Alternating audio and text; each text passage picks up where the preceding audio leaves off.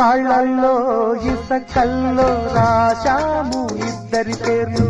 కళ్ళు మూసి చిన్నగా కలిగి చదువుకో ఒక్కసారి కలలలోన తీయగా